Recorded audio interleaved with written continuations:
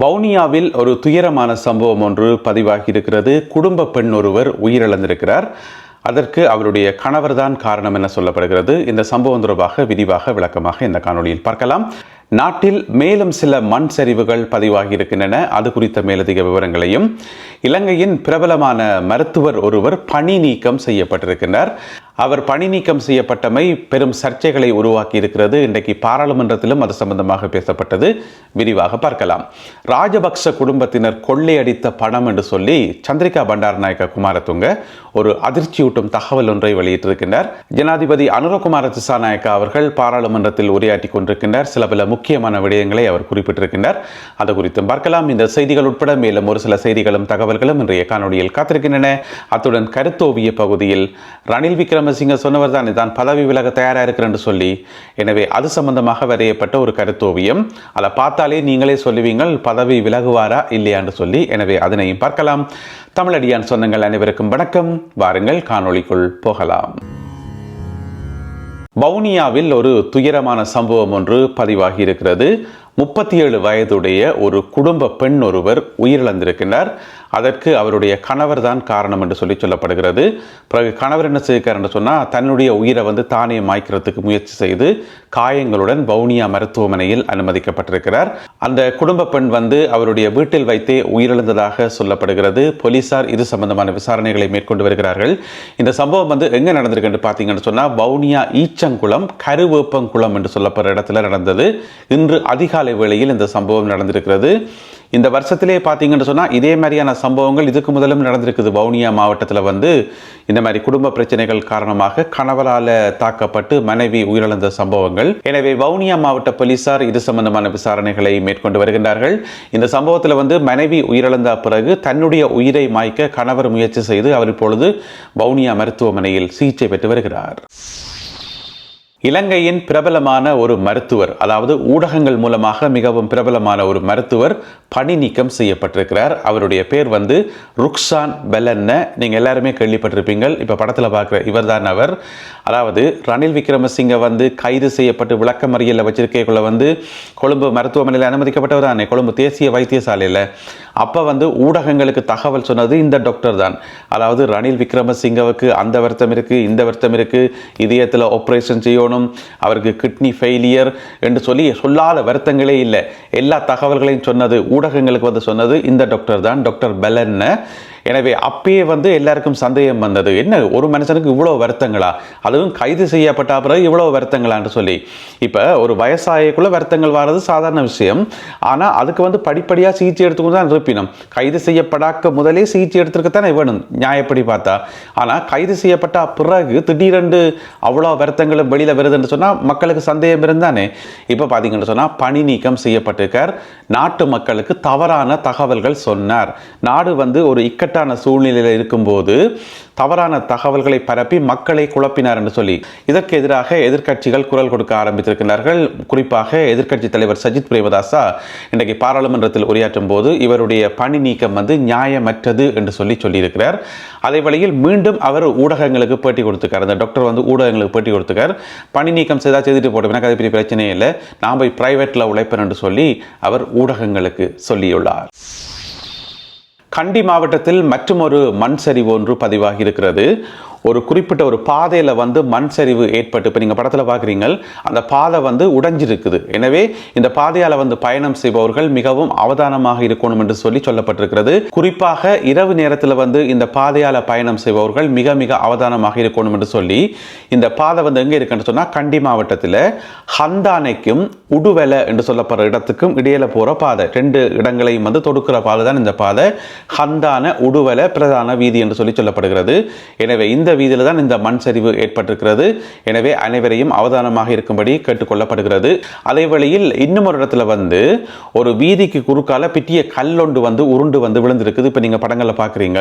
அதாவது இந்த இடம் எங்கே இருக்குன்னு சொன்னா, மடுல் சீமை என்று சொல்லப்படுற இடத்துல குருவி கொல்ல என்று சொல்லப்படுற ஒரு சந்தியில தான் இந்த கல் உருண்டு ரோட்ல பிளாக் ஆகிருக்குது. எனவே இந்த பகுதிகளில் பயணம் செய்பவர்களும் அவதானமாக இருக்கும்படி. உங்களுக்கு தெரியும், நாட்டில் மீண்டும் கடுமையாக மழை பெய்ய ஆரம்பித்திருக்கிறது. மண் சரிவுகள் அங்கங்கே இடம்பெறுகின்றன. ஒரு சில இடங்களில் வெள்ளப்பெருக்குகள் வந்திருக்கிறது. எனவே அனைவரும் எச்சரிக்கையாக இருக்கவும். ஜனாதிபதி அனுரகுமார திசாநாயக்க அவர்கள் தற்போது பாராளுமன்றத்தில் உரையாற்றி கொண்டிருக்கின்றார். இந்த காணொளி ஒளிப்பதிவு செய்யும் போதுதான் அவர் உரையாற்ற ஆரம்பித்திருக்கிறார். நிறைய முக்கியமான விஷயங்களை அவர் உரையாற்றுவார் என்று சொல்லி எதிர்பார்க்கப்படுகிறது. இருந்த போதிலும் கூட இந்த காணொலியை ஒளிப்பதிவு செய்யக்குள்ள அவர் சொன்ன ஒரு வசனம் மிக மிக முக்கியமானது. என்னென்னு சொன்னால் 2026 ஆண்டில் எந்த ஒரு பொருளாதார நெருக்கடியும் ஏற்பட மாட்டுது, யாருமே பயப்பட வேண்டாம் என்று சொல்லி வந்தோன்னு சொல்லியிருக்கார். உரையாற்ற ஆரம்பித்த உடனேயே ஜனாதிபதி சொன்ன வசனமே அதுதான். ஏன் சொல்லுங்க பாப்போம். இந்த எதிர்க்கட்சியில் இருக்கிறார்கள் ஒரே திரும்ப திரும்ப சொன்னபடி 2026 ஆண்டு ஏப்ரல் மாதம் 15ஆம் தேதி பொருளாதார நெருக்கடி வரப்போது, நெருக்கடி வரப்போது, நாடு வங்குரோத்தில் போப்பது என்று சொல்லி திரும்ப திரும்ப சொன்னபடி. எனவே ஜனாதிபதி அனுரகுமார திசாநாயக்க அவர்கள் சொல்லியிருக்கார், நாட்டில் எந்த ஒரு பொருளாதார நெருக்கடியும் ஏற்படாது, யாருமே பயப்பட வேண்டாம் என்று சொல்லியிருக்கிறார். அவர் உரையாற்றிய ஏனைய முக்கியமான விஷயங்களை தொகுத்து அடுத்த காணொளியில் தருகின்றேன். ரீபில்டிங் ஸ்ரீலங்கா நிதியத்துக்கு சேர்ந்த நிதி சம்பந்தமாக ஒரு அறிக்கை ஒன்று வெளியாகி இருக்கிறது. இதுவரைக்கும் பார்த்தீங்கன்னு சொன்னால், அதாவது நேற்று 18ஆம் தேதி மாலை வரைக்கும் பார்த்தீங்கன்னு சொன்னால் 4200 கோடி ரூபாய் சேர்ந்திருப்பதாக சொல்லப்படுகிறது.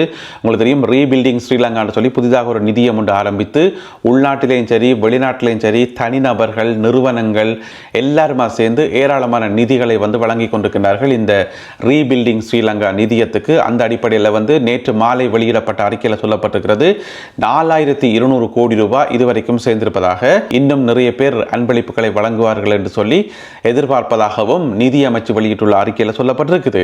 என்ன பிரச்சனை என்று சொன்னா, இதுக்கு முதல் என்று சொன்னா பழைய அரசாங்கங்கள் என்று சொன்னா எவ்வளவு காசு வந்து சொல்லவே மாட்டோம். கடைசி வரைக்கும் எங்களுக்கு எவ்வளவு நிதி சேர்ந்திருக்குன்னு சொல்லி வாயை திறக்க மாட்டோம். இந்த 4200 கோடி ரூபாயில ஒரு 1500 கோடி ரூபாவை இப்படி சுருட்டலாம், அதை எந்தெந்த அமைச்சர்மாருக்கு பகிர்ந்தளிக்கலாம் என்று சொல்லி அப்படித்தான் யோசிப்பினுமே ஒழிய இப்படி காசு வந்திருக்குது, இவ்வளவு வந்திருக்குன்னு சொல்லி பொதுமக்களுக்கு எந்த விதமான உண்மைகளும் சொல்ல மாட்டோம். எனவே இந்த அரசாங்கம் எல்லா தகவல்களையும் மக்களோட பகிர்ந்து கொள்றது உண்மையில் ஒரு நல்ல விஷயம். எவ்வளவு வருது, எவ்வளவு செலவழியுது, என்ன நடக்குதுன்னு சொல்லி எல்லாத்தையும் மறைக்காம உண்மைகளை மக்களுக்கு சொல்றது உண்மையில் வரவேற்கப்பட வேண்டிய விஷயம். முன்னாள் ஜனாதிபதி சந்திரிகா பண்டாரநாயக்க குமாரதுங்க ஒரு ஊடகத்துக்கு பேட்டி கொடுத்திருக்கிறார்.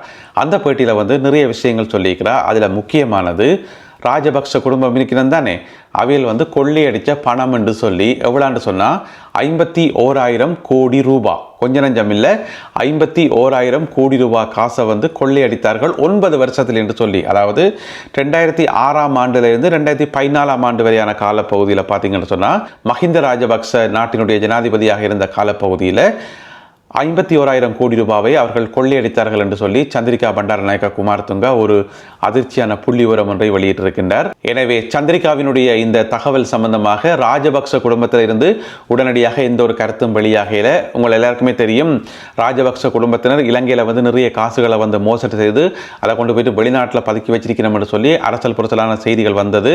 அது சம்பந்தமான விசாரணைகளை நடத்துவதற்கு இலங்கையிலிருந்து ஒரு குழு அமெரிக்க அதிகாரிகளுடன் பேச்சுவார்த்தையில் ஈடுபட்டு வருவதாகவும் ஒரு சில நாட்களுக்கு முதல் செய்திகள் வெளியாகி இருந்தன. எனவே பொறுத்திருந்து பார்ப்போம் சந்திரிகாவினுடைய இந்த குற்றச்சாட்டு என்ன விதமான தாக்கத்தை ஏற்படுத்த போது என்று சொல்லி. அடுத்ததாக இன்றைய கருத்தோவியம். முன்னாள் ஜனாதிபதி ரணில் விக்ரமசிங்கே என்ன சொல்லியிருந்தவர், நான் முட்டுக்கட்டையாக இருக்க விரும்பல, கட்சிக்குள்ள இடைஞ்சலாக இருக்க விரும்பல, தேவைப்பட்டால் நான் பதவி விலகி போறேன் என்று சொல்லி சொன்னவர். அவர் பதவி விலக மாட்டார் என்றது எங்கள் எல்லாருக்குமே தெரியும். சும்மா அப்படித்தான் சொல்லுவார், ஆனால் பதவி விலக மாட்டார் என்று சொல்லி.